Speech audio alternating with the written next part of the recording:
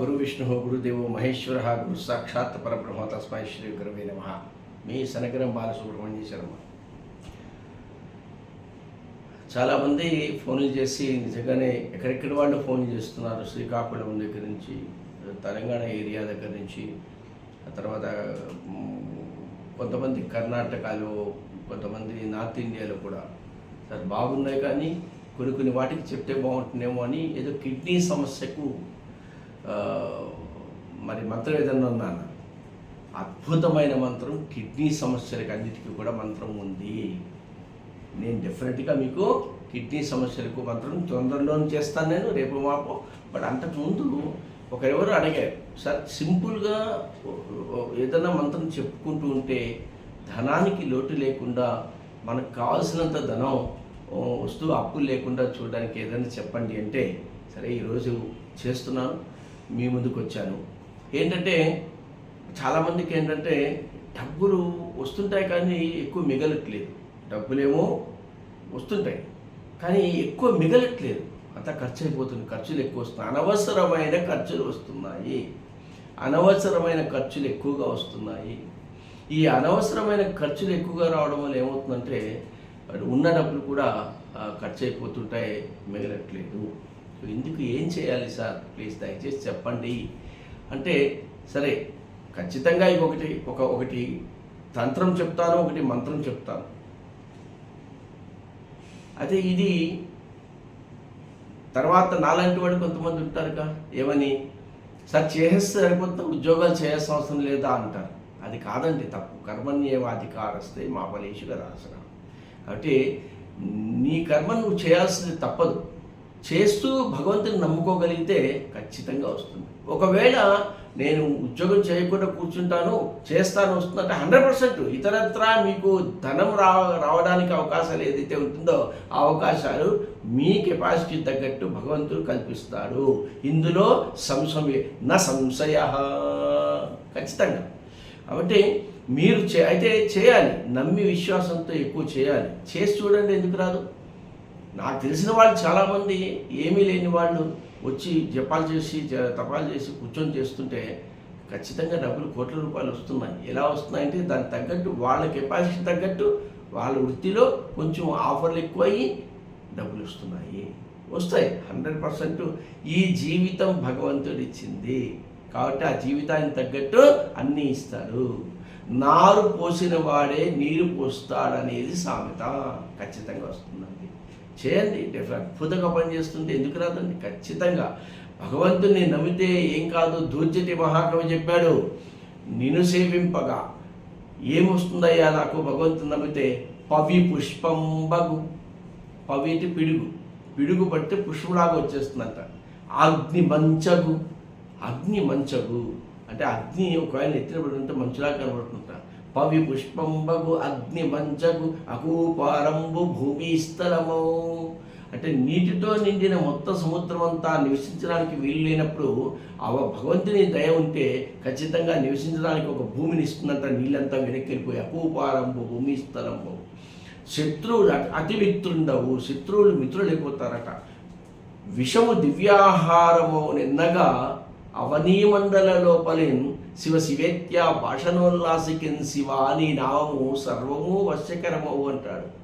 కాబట్టి నీ నామము ఎప్పుడు నిత్యం చెప్పుకుంటూ ఉంటే, శివుని నామం చెప్పుకుంటూ ఉంటే, శివాయ విష్ణు రూపాయ శివరూపాయ విష్ణవే అని శివుడు విష్ణువు సేమే. అమ్మవారి నామం చెప్పుకుంటూ ఉంటే అంతకన్నా ఏం కావాలంటే జీవితం బ్రహ్మాండంగా వస్తుంది.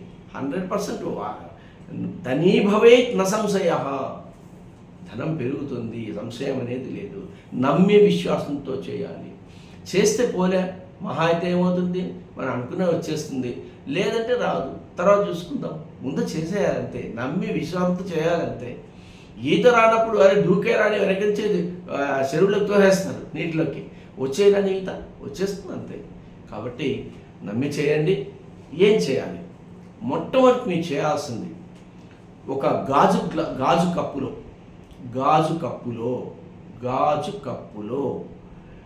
రాళ్ల ఉప్పు, కళ్ళుప్పు ఉంటుంది, రాళ్ల ఉప్పు మొత్తం గాజు కప్పులో నిండుగా తీసుకోండి.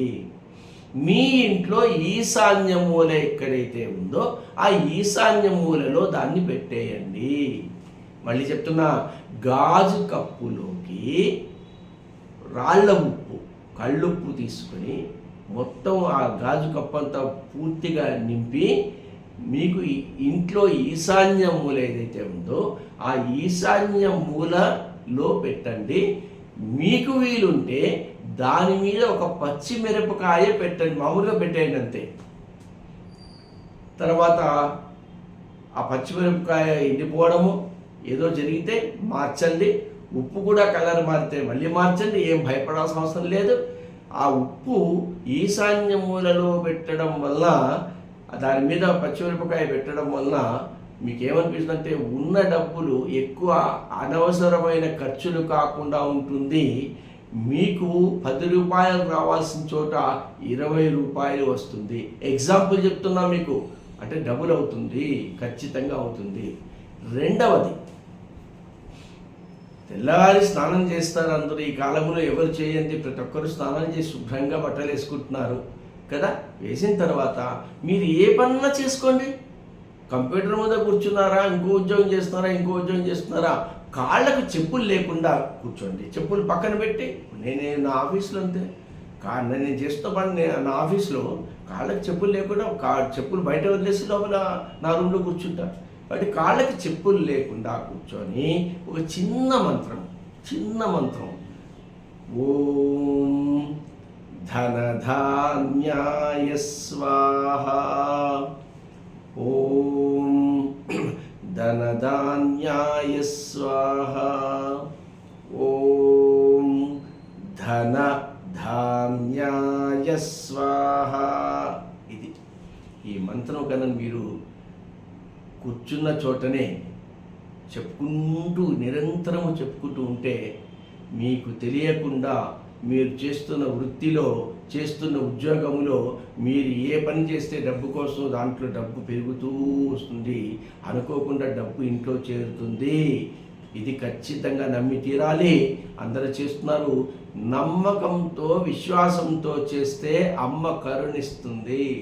అమ్మవారు లేనిది ఇది ఉన్మేష నిమిషోత్పన్న విపన్న భువనావల్యై నమః అని కదా అమ్మవారు. అంటే కళ్ళు తెరిస్తే మొత్తం భువన భాండాలు ఏర్పడతాయట. కళ్ళు మూసుకుంటే లయం అయిపోతాయట. శ్వాస విడిస్తే అన్ని లోకాలు వస్తాయి. శ్వాస తీసుకుంటే మొత్తం లయం అయిపోతాయట.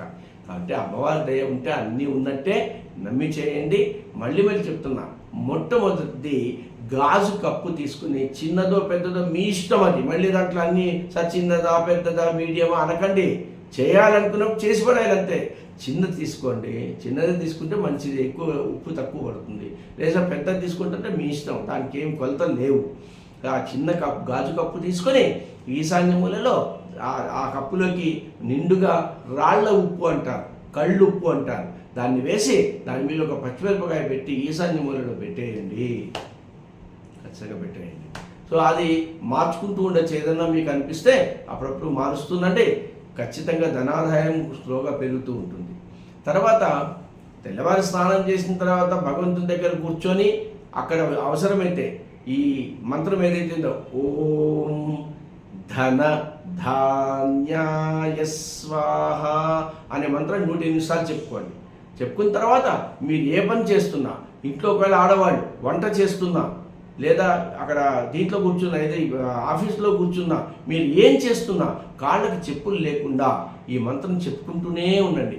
ఓం ధన ధాన్యాయ స్వాహ. మీకు ఇది స్క్రిప్ట్ కూడా ఇస్తాను, చదువుకోండి. ఓం ధన ధాన్యాయ స్వాహ, ఓం ధన ధాన్యాయ స్వాహ, ఓం ధన ధాన్యాయ స్వాహ, ఓం ధన ధాన్యాయ స్వాహ, ఓం ధన ధాన్యాయ స్వాహ, ఓం ధన ధాన్యాయ స్వాహ, ఓం ధన ధాన్యాయ స్వాహ అని చెప్పుకుంటూనే ఉండండి. ఎప్పుడు మీకు వీలు పడినప్పుడు చెప్పులు లేకుండా చేసుకోవడం వల్ల మీకే తెలుస్తుంది. వారం తర్వాత, 15 రోజుల తర్వాత, 40 రోజుల తర్వాత మీకు ధనాదాయం కలుగుతూనే ఉంటుంది.